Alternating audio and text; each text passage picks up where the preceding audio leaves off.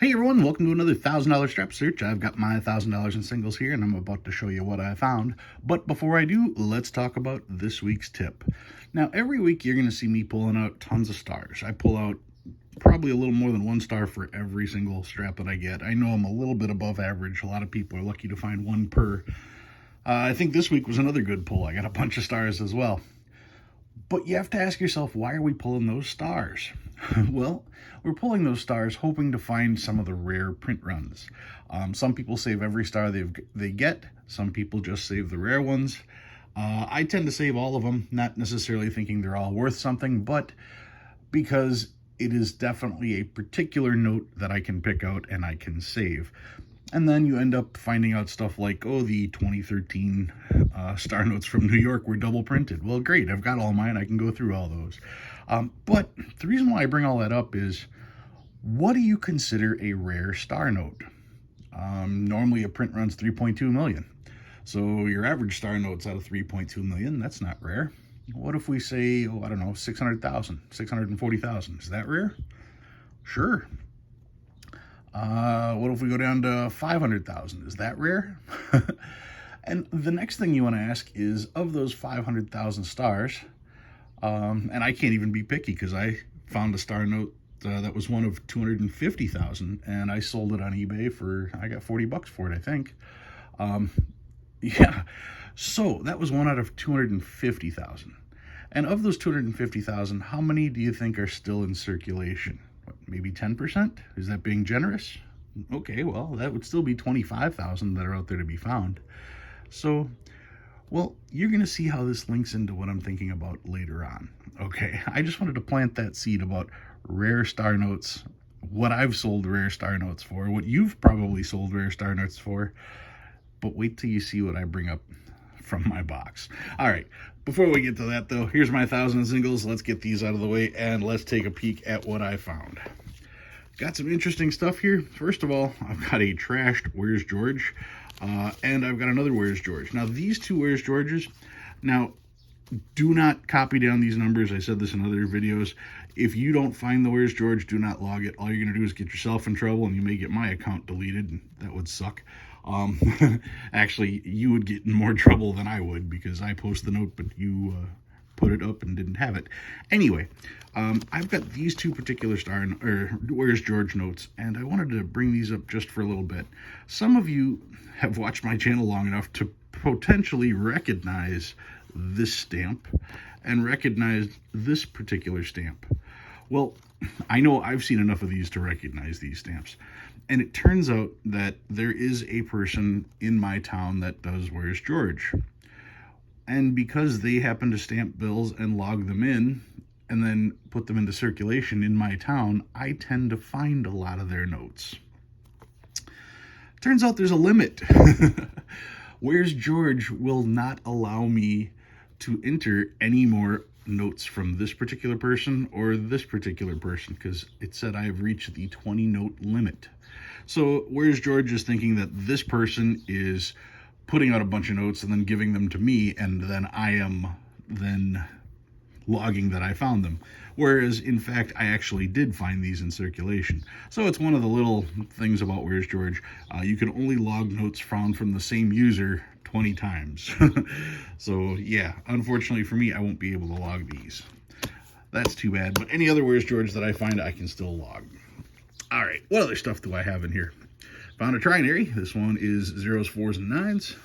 Good shape on that one. 1s, 6s, and 7s. Not so nice there. 0s, 3s, and 4s. So close to being a radar. So close to a radar. Yep. Oh, well. Quad 2s on this one. Quad 2s right there. Quad 5s on this note. Quad 8s. And we get to some stars. 2017 star, hard crease there. The rest of it's in good shape. This one is really nice as well for a 2017. Nice 2017 here. Good paper quality. This one's seen some days. Just a 2017, but it looks like it's been in circulation for a lot longer than that. This one's also pretty good. This note is nice. Let me get to the 2013s. Now, don't forget, when you're going through your stars, keep an eye on those stars to make sure that they are hollow. I did see that one video with someone that had a filled star. And I have yet to run across one, but you want to be looking for them, that's for sure. Then the older notes. I start with 2001. I used to only save 99 and older. Well, as I'm filming this, it's 2021, so this note here is 20 years old. So yeah, if I find anything that's that old, I will keep it because they are getting tougher to find. Another 2001. 1999, this one's got a counter stamp on it. That's too bad. Another 99, fairly decent condition. This one's rough. 1999 with writing, probably going to go back in circulation. There's nothing special about the note. It is from Chicago, so there's a bunch of those in circulation, so it's not like this is worth saving. But I found it, so I pulled it. I'll send it back in circulation when I do my next clear out. Another 99. Another 99. So I did find a bunch in the 90s, as you're going to find out. Here's another 99. And we get to 95. 95 starts our web note search. You can see here it's got a location right there, so it's not a web note. Also, you can look here. This one was from Fort Worth. Web notes were done in Washington, D.C. That little FW right there tells you Fort Worth. The G tells you the location on the page, not necessarily this G. Just a coincidence that Chicago has the G and this came from the G section. Web note, you're just going to have that tiny little number on the side, plate number there. Another 95. This one's really nice. Another nice 95. Not so nice on this one. This one's nice and bright. Couple little creases in it, but still good color, good paper quality. 95 here. This one's seen better days. Another 95. Another one. This one's got a tear in the bottom. This one's got writing all over it, so yeah, probably going back. Kind of a cool number, but that's not a keeper by any stretch of the imagination. 6639039. Yeah, nothing special there. So that'll go back in circulation. 1993. There are not very many 1993s in circulation. Yes, they are a chance at a web note, but even if they're not, you just don't see very many, and yet I still pulled a couple. So I was happy to see that. There's a third one. And then we get to 88A. Still a shot at a web note, not happening there, but worth checking. This one is really bright, really crisp, really good shape. From Virginia, so I got to double check this in my book to see if I need this one, because this one is in really nice shape. Another 1988A. And the oldest note that I found, this is a 1985. Showing some signs of wear, but still the oldest note. And I did find a couple keepers. Check this one out. Found me a radar, 4840-0484. 4840-0484. Reads the same forward as it does backwards. A little bit of a crease down the middle, but when you're talking fancy serial numbers found in circulation, you're just happy to pull any of them regardless of condition. It's just free money. And I got a repeater as well. 0451, 0451. The same 4 digits repeat over and over again like that. Now, the odds of finding these are 1 in 10,000. And the way that you calculate that is on both of these notes. You can calculate it the same way. The way you figure it is you can have any 4 digits as the first 4 numbers, okay? If you have any 4 digits, that's 10,000 different combinations. Correct? Correct. 9999 all the way to 00000.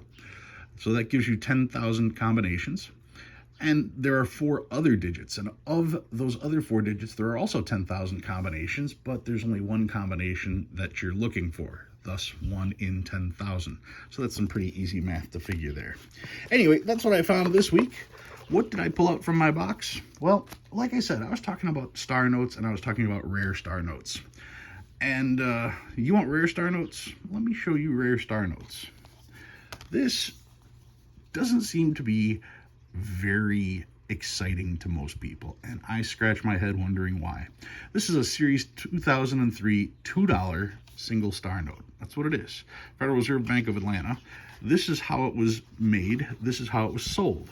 You can see it's got the first $2 notes were issued by the federal government in 1862 and feature the portrait on the face of the note of Alexander Hamilton, and so on down the line.